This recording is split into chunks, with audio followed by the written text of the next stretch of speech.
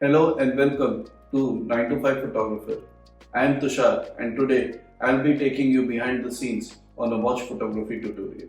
I'll be showing you how you can minimize reflections while shooting a reflective surface, actually a super reflective surface like a watch. Now watches are probably one of the most difficult items to shoot. A watch is made up of so many reflective surfaces.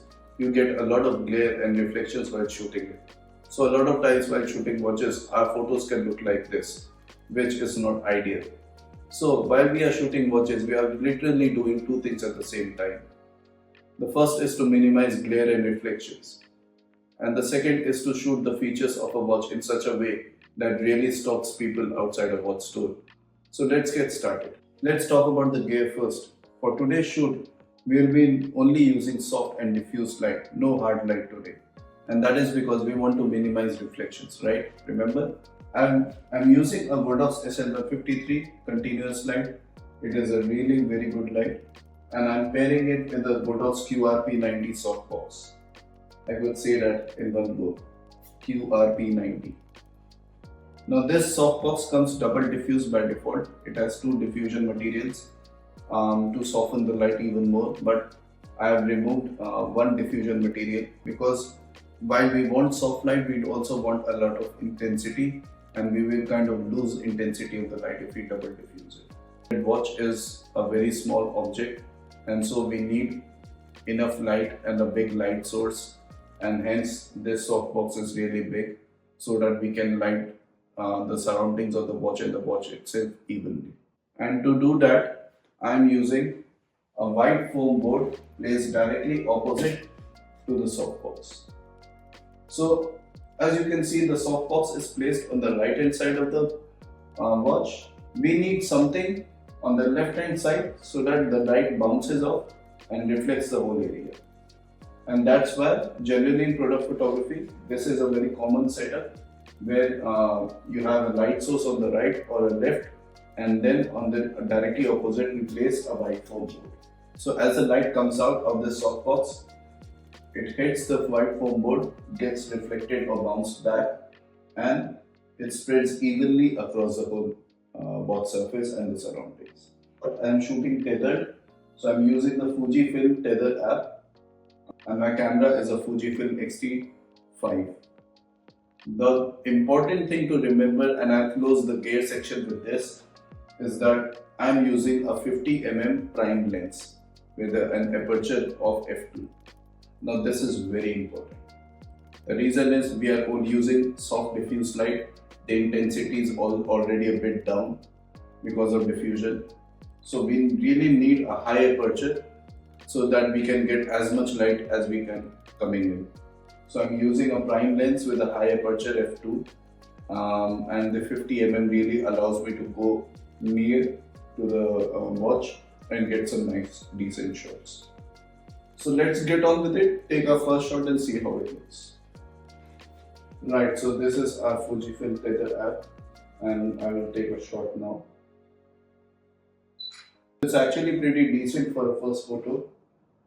As you can see, the light is evenly lit across the whole watch surface. Also, there are no glares on the dial and the case. I can see some room of improvement here. The top left hand corner is not shining through, it's not properly lit. There's a gap on the polished surface. The lower right hand corner is absolutely dark. There is no lighting there, so we need to fix it. We are still not lighting the dial enough. That beautiful dial needs to come through. So once we take care of all these issues, I think we will be on to something. We might even get a decent, nice looking shot that we are happy with. And so let's get on with it. So before lighting the dial enough, I'll start by removing the niggles around the polished surface of the bezel. Okay, so now we have made some improvements. I've moved this white board a bit closer to the watch, and then I've done the same thing with this light. I've moved it closer to the watch from this side, and then I've introduced this. So this is another white foam board that I have, but it's a right angled one. So what it does is it basically gives me an option to reflect light from both sides. So I'll be placing this on the right hand side of the watch, and what it does is it will catch any light coming from the whiteboard and will reflect the lower part of the watch case. Right, so let's take a shot and see how it looks.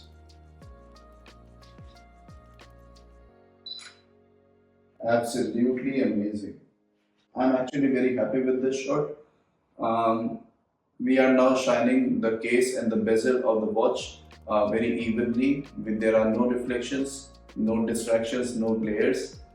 All we need to do now is to light that watch dial so that the beauty of that watch dial comes through. I can also see that the watch dial is half lit already, and I can see some small details of the dial. And so that is where we are going to focus now, to light that dial even more and get the whole beauty out of it.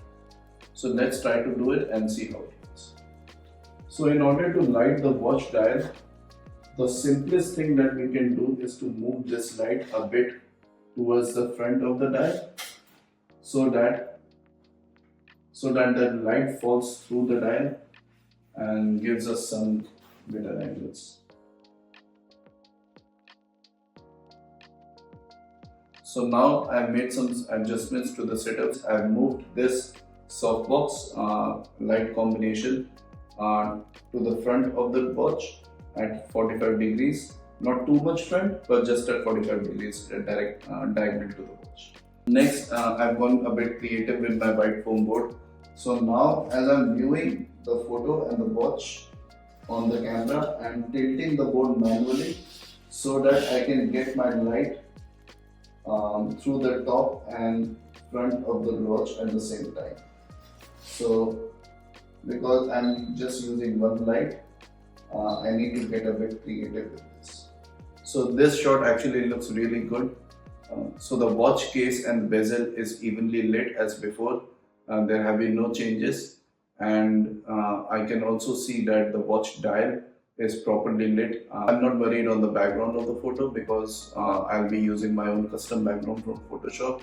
This was how you can shoot watches on a budget at your home or in a limited space. You don't need expensive or extensive gear to do that.